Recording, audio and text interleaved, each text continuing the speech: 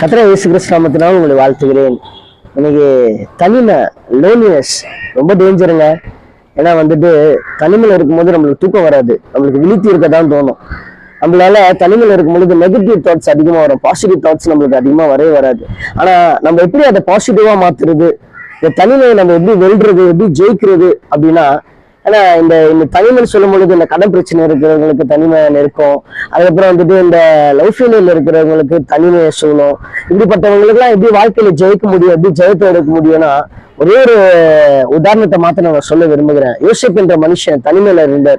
அவர் வாழ்க்கையில அவங்க அப்பா அம்மா கூட கிடையாது, அவங்க சகோதரமார்கள் கூட கிடையாது, உறவினர்கள் கூட கிடையாது, யாருமே கூட கிடையாது. ஒரு தேசத்தை தள்ளப்பட்டுட்டாரு, ஃபுல்லா தனிமை தான். ஆனா அவருக்கு பாருங்க, இந்த தனிமை இருக்கும்பொழுது, அந்த லோன்லினஸ்ல இருக்கும்பொழுது பாவம் அவரை நெருக்குது. அவருக்கு ஃபுல்லாவே நெகட்டிவ் வைப்ஸ் தாங்க அதிகமா இருக்கு. ஆனா அதை அவர் பாசிட்டிவா மாத்துறாரு. ஏன் தெரியுமா? அது எப்படி தெரியுமா மாற்ற முடியுது? அவருக்கு ஒரே ஒரு நிச்சயம் உண்டு, அவருக்கு ஒரே ஒரு நம்பிக்கை உண்டு. எனக்குள்ள என் ஆண்டவராகிய இயேசு ஒருவர் இருக்கிறார், அவர் என்னை விசாரிக்க துடித்து கொண்டே இருக்கிறாரு.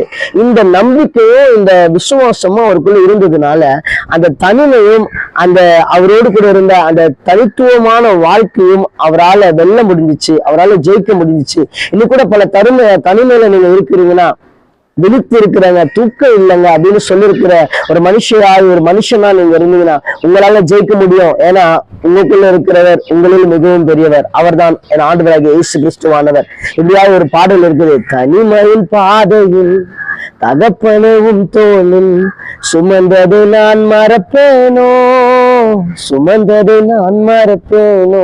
உங்களை சுமக்கிறவர் இயேசு ஒருவர் இருக்கிறாருங்க. அதனால நீங்க ஜெயிக்க முடியும். எனக்கு தூக்கம் இல்லாதான் நீங்க விழித்திருங்க, ஜபம் பண்ணுங்க, பிரேயர் பண்ணுங்க, இயேசுவை கேளுங்க, உங்க தனிமை எல்லாம் மாறும். இயேசு கிறிஸ்து நாமத்தினால் உங்களை ஆசீர்வதிக்கிறேன். ஆமென்.